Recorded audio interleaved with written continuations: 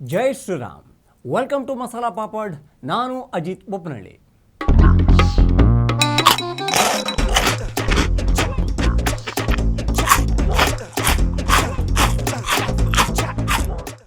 ಅರೆ ಇದಂತ ಇದೆ ತಲೆ ಮೇಲೆ ಅಜಿತ್ ಇವತ್ತು ಟೊಪ್ಗೆ ಹಾಕೊಂಬಂದ ಹೇಳಿ ನೋಡಿದ್ರೆ ಈಗಂತ ಕಾಲ ಬದಲಾಗದಲ್ರೆ, ತಲೆ ಕಂಡ್ರೆ ಸಾಕು ಟೊಪ್ಪೆ ಹಾಕೋರು ಕಾಯ್ತಾ ಇರ್ತಾರೆ. ಹಾಗಾಗಿ ನಾನು ಒಂದು ನಿರ್ಧಾರ ಮಾಡಿದೆ ಅಂತ ಹೇಳ್ರೆ, ನನಗೆ ನಾನೇ ಟೊಪ್ಪೆ ಹಾಕೊಂಬಿಟ್ರೆ ತಲೆ ಖಾಲಿ ಇರೋದಲ್ಲ, ಮತ್ತು ಯಾರೂ ಬಂದು ಟೊಪ್ಪೆ ಹಾಕೋಕ್ಕಾಗೋದಲ್ಲ ಹೇಳಿ. ನಾನು ಎಂತಕ್ಕೆ ಇವತ್ತು ಟೊಪ್ಪೆ ಹಾಕೊಂಬಂದಿದ್ದು ಹೇಳಿ ನಿಮ್ಗೆಂತಾರು ಗುರ್ತಾಯ್ತು ಇಲ್ಲ ಅಲ್ಲ? ಹೇಳ್ತೆ ಕೇಳಿ.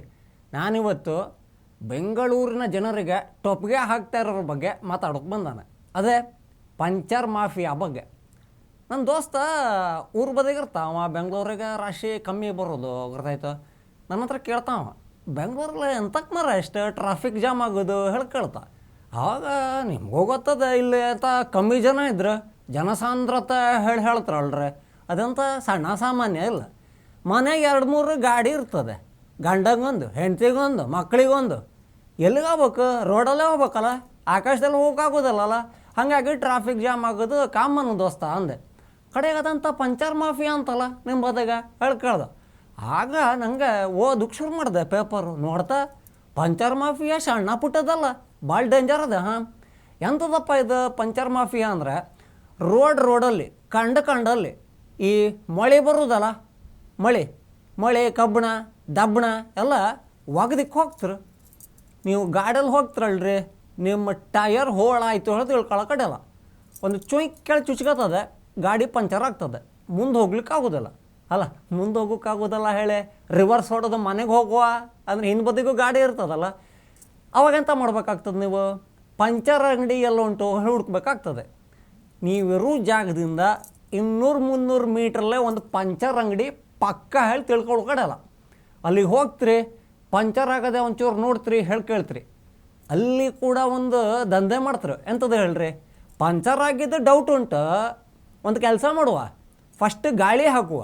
ಗಾಳಿ ಏನಾದರೂ ನಿಂತೋಳಾರ ನೀವು ಹೋಗೋ ಕಡೆ ಅಲ್ಲ, ನಿಲ್ಲಿಲ್ಲ ಹೇಳಾರ ನಾನು ಪಂಚರ್ ಆಗದೆ ನೋಡ್ತೆ ಹೇಳ್ತಾರೆ. ಅವ್ರು ಗಾಳಿ ಹಾಕಿದಕ್ಕೆ ಮತ್ತೆ ಎಕ್ಸ್ಟ್ರಾ ಚಾರ್ಜ್ ಆಗ್ತರು.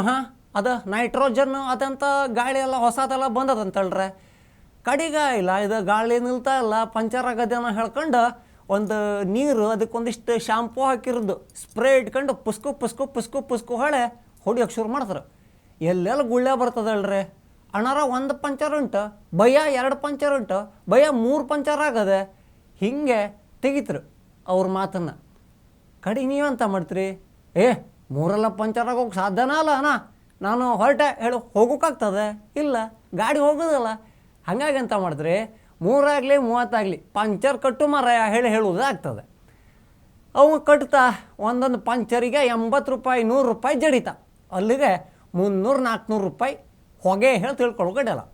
ಇದು ನನಗೂ ಅನುಭವ ಆಗದೆ, ರಾಶಿ ದಿವಸ ಅಲ್ಲ, ಜಸ್ಟ್ 2 ದಿವಸದ ಹಿಂದೆ. ಇಲ್ಲಿ ಫೋಟೋ ಉಂಟಲ್ಲ, ಅದು ನಂದು ಬೈಕ್ ಆಯ್ತು. ಆ ಬೈಕ್ ನಂಬರ್ ಒಂದು ಬ್ಲರ್ ಮಾಡ್ಯಾನೆ, KA31 ಹೇಳ್ಕೊಳ್ತದೆ ಅಂತ. ಯಾಕಂದ್ರೆ ನಮ್ಮದು ಶಿರ್ಸಿ ಅಲ್ರಿ, ಅದನ್ನೊಂದು ಇಟ್ಟಾನೆ. ನಮ್ಮದೇ ಬೈಕ್ ಒಳಗೆ ಗೊತ್ತಾಗ್ಬೇಕಲ್ಲ. ಮನೆಯಿಂದ ಆಫೀಸಿಗೆ ಹೊಂಟಾನೆ, ಗಾಡಿ ಒಂಥರ ಗಸ್ಕು ಆಗ್ತದೆ. ಅರೆ, ನನಗಿಂತ ಬೈಕಿನ ಟಯರ್ ದಪ್ಪ ಉಂಟು, ಅದು ಸಣ್ಣ ಪುಟ್ಟ ಪಂಚರೆಲ್ಲ ತಾಗೋದಿಲ್ಲ ಅದಕ್ಕೆ. ಮತ್ತು ಅದು ಹೊಸ ಟಯರು ತಗೊಂಡು ಇನ್ನೊಂದು 500 ಕಿಲೋಮೀಟ್ರು ಓಡಲಲ್ಲ. ಎಂತ ಆಗದೆಪ್ಪ ನೋಡ್ರೆ ಫುಲ್ ಫ್ಲ್ಯಾಟ್ ಆಗದೆ. ನಂಗೆ ಆಶ್ಚರ್ಯ ಆಯಿತು. ಕಡೆಗೆ ಅಲ್ಲಿ ಕೇಳಿದೆ, ಅಣ್ಣ ಇಲ್ಲಿ ಪಂಚರ್ ಅಂಗಡಿ ಉಂಟು ಕೇಳ್ರೆ, ಇನ್ನೊಂದು ಚೂರು ಮುಂದೆ ಹೋದ್ರೆ ಒಂದು ಸಿಗ್ತದೆ ಅಂದರು. ಅಲ್ಲಿ ಬಂದು ನೋಡಿದ್ರೆ 1 ಅಲ್ಲ 2 ಅಲ್ಲ 3 ಪಂಚರ್ ಹೊಸ ಚಕ್ರಕ್ಕೆ.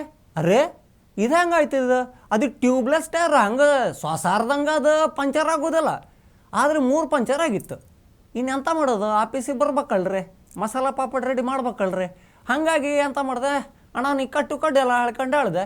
350 ರೂಪಾಯಿ ಚಾರ್ಜ್ ಮಾಡ್ದೆ. ಕಮ್ಮಿ ಇಲ್ಲ. ನಾನು ಯಾವಾಗಲೂ ಇಲ್ಲೇ ಬರ್ತಾ ಹೇಳಿ, ಈಗ ಬಟ್ಟೆ ಅಂಗಡಿಯಲ್ಲೆಲ್ಲ ಹೇಳೋದಲ್ಲ, ಯಾವಾಗಲೂ ಇಲ್ಲೇ ಬರೋ ಒಂಚೂರು ಕಮ್ಮಿ ಮಾಡಿಕೊಡ್ರಿ ಹೇಳಿ. ಹಾಗೆ ಹೇಳುವ ನೋಡ್ರೆ, ಇಲ್ಲ ಅಷ್ಟೆಲ್ಲ ಆಗೋದಲ್ಲ, 350 ಫಿಕ್ಸ್ ಹೇಳ್ದೆ, ಕೊಟ್ಟು ಬಂದೆ. ಇದು ನನಗೊಬ್ಬನಿಗೆ ಆಗ್ತಾ ಇರೋ ಸಮಸ್ಯೆ ಅಲ್ಲ, ಬೆಂಗಳೂರಲ್ಲಿ ರಾಶಿ ಜನರಿಗೆ ಇದು ಆಗ್ತಾ ಉಂಟು. ಹಂಗಾರೆ ಆ ಪಂಚರ್ ಮಾಡಬೇಕು ಹೇಳಿ ಸಂಕಲ್ಪ ತಗೊಂಡಿರ್ತಾರಲ್ಲ, ಅವರು ಮಳೆ ಎಲ್ಲ ಎಲ್ಲಿ ಹೋಗಿದ್ರು ಹೇಳೋದೊಂದು ಪ್ರಶ್ನೆ ಬರ್ತದೆ. ಎಲ್ಲೆಲ್ಲಿ CCTV ಇರುವುದಿಲ್ಲ ನೋಡೆ, ಅಲ್ಲೆಲ್ಲ ಮಳೆ ಬಿದ್ದದ್ದು ಹೇಳಿ ತಿಳ್ಕೊಳ್ಳೋ ಕಡೆಲ್ಲ. ಅಲ್ಲ CCTV ಇದ್ರು ನಮ್ಮ ಪೊಲೀಸರು ಎಷ್ಟು ಜನರನ್ನ ಹೇಳಿ ಹುಡುಕ್ತು. ಅದೆಂಥ ಪಟ್ಟಣಗೆರೆ ಶೆಡ್ಡಿಂದ ಅಲ್ಲಿ ರಾಜಕಾಲುವೆ ಹತ್ರ ತಂದು ಹೆಣವಾಗದಂಗೆ ಅಷ್ಟು ದೊಡ್ಡಕ್ಕೆ ಇರೋದಿಲ್ಲಲ್ಲ. ಆ CCTVಯಲ್ಲಿ ರಾತ್ರಿ ಹೊತ್ತು ಹಿಂಗೆ ಮಳೆ ಒಗ್ದಂಗೆ ಕಾಣ್ತದೆ, ಎಲ್ಲ ಕಾಣೋದಲ್ಲ. ಹಾಗಾಗಿ ಅದ್ರ ಜೊತೆಗೆ ಇದು ಅಂಡರ್ ಪಾಸ್ ಬರೋದಲ್ಲ, ಈ ಜಾಲಹಳ್ಳಿ ಅಂಡರ್ ಪಾಸು ಅಲ್ಲೆಲ್ಲ ಜಾಸ್ತಿ ಉಂಟಂತ. ಅಂತಕಂದ್ರೆ ಪೊಲೀಸರೇ ಅಲ್ಲಿ ಹೋದಾಗ ಕೆ ಜಿ ಮೊಳೆ ಸಿಕ್ಕದೆ. ಅಂಡರ್ ಪಾಸ್ ಅಡಿನೇ ಅಂತಕ್ಕೆ ಹುಡುಕಂತೂ ಕೇಳಿದ್ರೆ ಅಲ್ಲಿ CCTV ಇರೋದಿಲ್ಲ. ಮತ್ತು ಹಿಂಗಿಂದ ಬತ್ತರಲ್ರಿ, ಮೇಲಿಂದ ಅಂಡರ್ ಪಾಸ್ ಕವರ್ ಆಗ್ತದಲ್ರಿ, ಮಧ್ಯ ಪಾಸ್ ಆಗುವಾಗ 2 ಮುಷ್ಟೆಲ್ ಹಿಂಗೆ ಒಗ್ದ ಹೋದ ಮುಗೀತು. ನೆಕ್ಸ್ಟ್ ಯಾವ ಪಂಚರ್ ಶಾಪ್ ಉಂಟಲ್ಲ ಅಲ್ಲಿಗೆ ಮಾರನೇ ದಿವಸ ಒಂದು 10-15 ಗಾಡಿ ಬಂದೇ ಬರ್ತದೆ. ದಿನಕ್ಕೆ ವ್ಯವಹಾರ ಎಷ್ಟಾಯ್ತು ರೀ.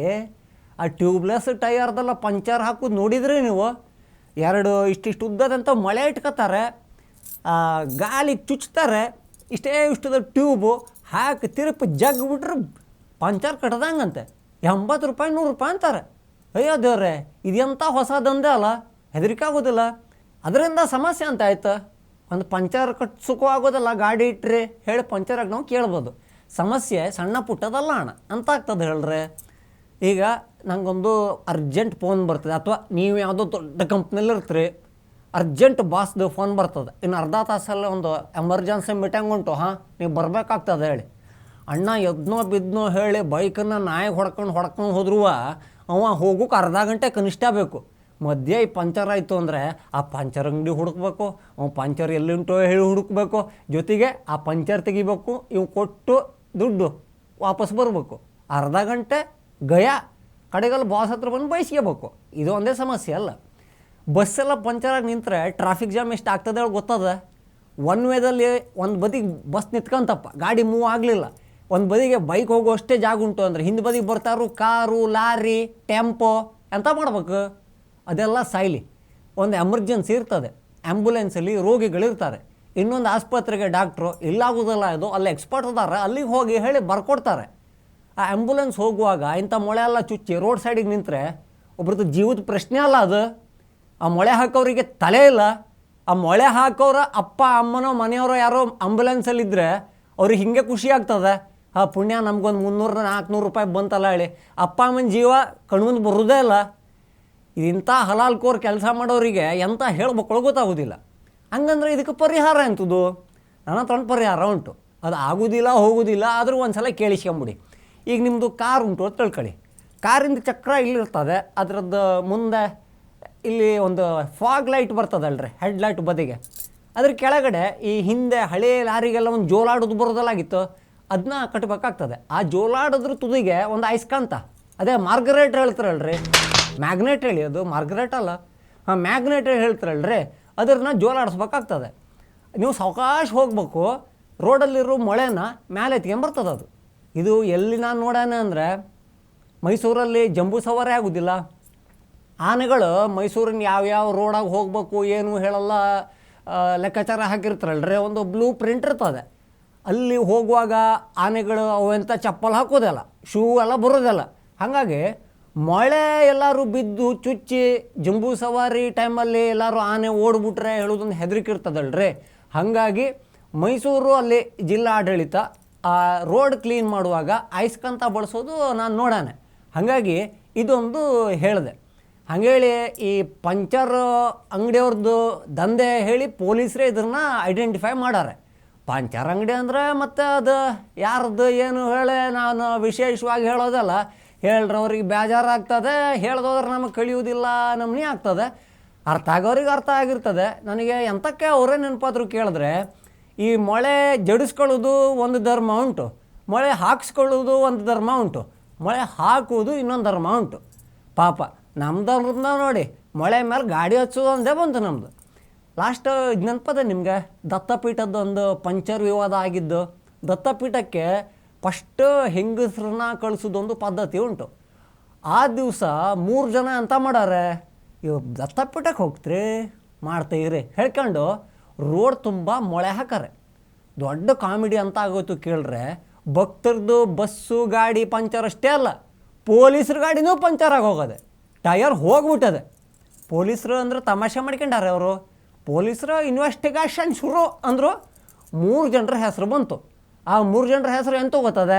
ಮೊಹಮ್ಮದ್ ಶಹಬಾಸ್ ಫಸ್ಟ್ನವನ ಹೆಸರು. ಅಯ್ಯಯ್ಯಯ್ಯಯ್ಯ, ಈ ಮೊಳೆ ಹೋಗಿದ್ರೆ ಅದು ಯಾವ ಆ ಕೆಲ್ಸಕ್ಕೆ ಶಬ್ಬಾಷ್ ಅಂತಿದ್ರೋ ಏನೋ. ಕಡೆಗಿರೋ ಯಾರು ಗೊತ್ತದೆ, ವಾಹಿದ್ ಹುಸೇನು. ಇವರಿಬ್ಬರು ಫಸ್ಟು ಸಿಕ್ಕಾಕೊಂಡ್ರು. ಅಜಂ ಪಾಷಾ ಹೇಳವ ಕೊಂಡಿ ಕಾಲು ಹಚ್ಚಿ ಓಡ್ಬಿಟ್ಟದ್ದ. ಪೊಲೀಸರು ಇಬ್ಬರನ್ನ ಹಿಡ್ಕೊಂಡ್ರಲ್ರಿ, ನಿನ್ನ ದೋಸ್ತಂಗೆ ಫೋನ್ ಮಾಡು, ನಿನ್ನ ಬಿಟ್ಟಾರ ಹೇಳು ಅವ್ನು ಬರಲಿ ಹೇಳ್ಕೊಂಡು ಹೇಳಿ ಫೋನ್ ಮಾಡ್ರು. ಅವಂಗೆ ಡೌಟ್ ಬಂತು, ಅವ್ನು ಸೀದಾ ಕೋರ್ಟಿಗೆ ಬಂದು ಹಾಜರಾದ. ಈ 3 ಜನ ಮುಸ್ಲಿಂ ಹುಡುಗರು ದತ್ತಪೀಠದಲ್ಲಿ ಇದೇ ಮೊಳೆ ಹಾಕುವ ಒಂದು ಪದ್ಧತಿಯನ್ನು ಮಾಡಿದ್ರಾಗಿತ್ತು. ಅವರು ಪಂಚರ್ ಅಂಗಡಿ ಇಟ್ಟವ್ರ ಅಥವಾ ಅವ್ರ ನೆಂಟರು ಇಟ್ಟಾರ ಗೊತ್ತಿಲ್ಲ ನನಗೆ. ಆದರೆ ದತ್ತಪೀಠದ ಭಕ್ತಾದಿಗಳಿಗೆ ಒಂಚೂರು ಹಿಂಸೆ ಆಗಲಿ ಹೇಳಿ ಅವ್ರು ಮಾಡಿದ್ದಾಗಿತ್ತು. ಹಾಗಾಗಿ ಈ ಬಾಂಬ್ ಹಾಕಿದಾಗ ಯಾವ ಧರ್ಮ ನೆನಪಾಗ್ತದೆಯಾ, ಪಂಚರ್ ಹಾಕಿದಾಗೂ ಅದೇ ಧರ್ಮ ಎಂತಕ್ಕೆ ನೆನಪಾಗ್ತದೆ ಹೇಳಿ ನಂಗೆ ಗೊತ್ತಾಗ್ತಾ ಇಲ್ಲ. ನಿಮ್ಗೆಂತಾರು ಗೊತ್ತಾದ್ರೆ ಹೇಳಿ. ಹಾಂ, ಕೆ ಜಿ ಮೊಳೆ ರೋಡಲ್ಲಿ ಸಿಗ್ತಾ ಉಂಟು ಅಂದರೆ ಅದಂತ ಈ ಕಾಡಲ್ಲಿ ಮಳೆ ಬಿದ್ಕೊಳ್ಳೆ ಹಿಂಗೆಲ್ಲ ಅಣಬೆ ಇಳುವುದಿಲ್ಲ ನಾಯಿ ಕೊಡೆ, ಹಾಗೆ ಮೊಳೆ ಎಳುಕಾಗ್ತದೆ ಇಲ್ಲ ಅಲ್ಲ. ಹಂಗೆ ನೋಡ್ಬೇಕು ಅಂದರೆ ಇಲ್ಲಿ ಬರೋ ಮಳೆಗೆ ಆ ಮೊಳೆ ಎಲ್ಲ ಕೊಚ್ಕೊಂಡು ಹೋಗ್ಬೇಕಿತ್ತು. ಆದರೆ ಸಿಕ್ಕಾಪಟ್ಟೆ ಮೊಳೆ ಸಿಗ್ತಾ ಉಂಟು. ಎಲ್ಲಿ ನೋಡ್ರು ಪಂಚರ್ ಕೇಸು. ನಮ್ಮ ಪುಣ್ಯ ಬೆಂಗಳೂರಲ್ಲಿ ರೈಲಾಗಲಿ ಅಥವಾ ಮೆಟ್ರೋ ಆಗಲಿ ಪಂಚರ್ ಆಗೋದಿಲ್ಲ. ಇಲ್ಲಾಂದರೆ ರೈಲಿಗೆ ಕಲ್ಲೊಡೆಯೋ ಧರ್ಮದವರು, ಮೆಟ್ರೋ ಕೆಟ್ಟೋಗ್ಲಿ ಅಂತ ಕಾಯೋ ಧರ್ಮದವರು ಆ ಮೆಟ್ರೋ ಹಳಿ ಮೇಲೆ ಪಂಚರ್ ಆಗೋಕ್ಕೆ ಮೊಳೆ ಇಟ್ಟಿದ್ರು ನನಗೇನು ಆಶ್ಚರ್ಯ ಇಲ್ಲಾಗಿತ್ತು. ನಾನು ಹೇಳೋದೊಂದೇ, ಪಂಚರ್ ಮಾಫಿಯಾನ ಪೊಲೀಸರು ಸೀರಿಯಸ್ಸಾಗಿ ತಗೋಬೇಕು. ಇನ್ನು ಕಂಟ್ರೋಲ್ ಮಾಡೋದು ಹೇಗೆ, ಇನ್ನು ತಪ್ಪಿಸೋಕ್ಕೆಲ್ಲ ರಾಶಿ ಕಷ್ಟ ಇದೆ. ಅಂತಕ್ಕೆ ನಾವು ನೀವು ಅಲ್ಲಿ ಗಸ್ತು ತಿರ್ಗೋಕ್ಕಾಗೋದಲ್ಲ. ಎಲ್ಲೆಲ್ಲಿ ಮೊಳೆ ಬಿದ್ದದೆ ಹೇಳೆ, ಎದುರುಗಡೆ ನಾವು ದಾರಿ ನೋಡ್ತಾ ಹೋಗ್ಬೇಕಾ, ಅಚ್ಚಿಗಿಂದ ಯಾರು ಬಂದ ಇಚ್ಚಿಗಿಂದ ಯಾರು ಬಂದ ಹೇಳಿ ನೋಡ್ಬೇಕಾ, ಅಥವಾ ರೋಡಲ್ಲಿ ಮೊಳೆಯಲ್ಲಿ ಬಿದ್ದದೆ ಅದು ಆಗೋದಿಲ್ಲ. ಪೊಲೀಸ್ರಂತ ಮಾಡಬೇಕು, ಮೊಳೆ ಹಾಕೋರು 4 ಜನರು ಎತ್ತಾಕೊಂಬಂದು ಚರ್ಮ ಸುಲಿದೆ ಇದ್ದರೆ 5ನೇವ ಹೆದರಿಕೆ ಅಲ್ಲದೆ ಮೊಳೆ ಹಾಕ್ತಾ. ಹಾಗಾಗಿ ಆ 5ನೇವಂಗೆ 6ನೇವಂಗೆ 7ನೇವಂಗೆ ಹೆದರಿಕೆ ಶುರುವಾಗಬೇಕು ಹೇಳಾರೆ ಪೊಲೀಸ್ ಭಾಷೆ ಉಂಟಲ್ರಿ, ಅದರಲ್ಲೇ ಯಾವ ಕೆಟ್ಟ ಭಾಷೆ, ಕೆಟ್ಟಕ್ಕಿಂತ ಒಂಥರ ಗಟ್ಟಿ ಭಾಷೆ, ಅದರಲ್ಲಿ ಅವರಿಗೆ ಒಂದು ಟ್ರೀಟ್ಮೆಂಟ್ ಕೊಡದೇ ಇದ್ದರೆ ಇದು ಕಂಟ್ರೋಲ್ ಆಗೋದಿಲ್ಲ. ಸೊ ಈಗ ಎಲ್ಲದೂ ಕೂಡ ಪೊಲೀಸ್ ಕೈಯಲ್ಲದೆ. ಆದರೆ ನೀವು ಹುಷಾರಿ, ಒಂದು 400-500 ಎಕ್ಸ್ಟ್ರಾನೇ ಸೇವಿಂಗ್ ಮಾಡಿಟ್ಕೊಳ್ಳಿ. ಅಂತಕ್ಕೆ ಅಂದರೆ ನಿಮ್ಮ ಕಾರು ಬೈಕು ಯಾವಾಗ ಬೇಕಾದ್ರೂ ಪಂಚರ್ ಆಗ್ಬೋದು. ಜೈ ಶ್ರೀರಾಮ್. ಟಿವಿ ವಿಕ್ರಮ, ದೇಶ ನಿಮ್ಮ ಕೈಯಲ್ಲಿ. ಈ ಕಾರ್ಯಕ್ರಮ ನಿಮಗೆ ಇಷ್ಟ ಆಗಿದ್ದಲ್ಲಿ ಲೈಕ್, ಶೇರ್ ಹಾಗೂ ಕಮೆಂಟ್ ಮಾಡಿ. ಟಿವಿ ವಿಕ್ರಮದ ಕಾರ್ಯಕ್ರಮಗಳನ್ನು ನಿರಂತರವಾಗಿ ವೀಕ್ಷಿಸಲು ಸಬ್ಸ್ಕ್ರೈಬ್ ಮಾಡಿ, ಬೆಲ್ ಐಕನ್ ಒತ್ತಿ.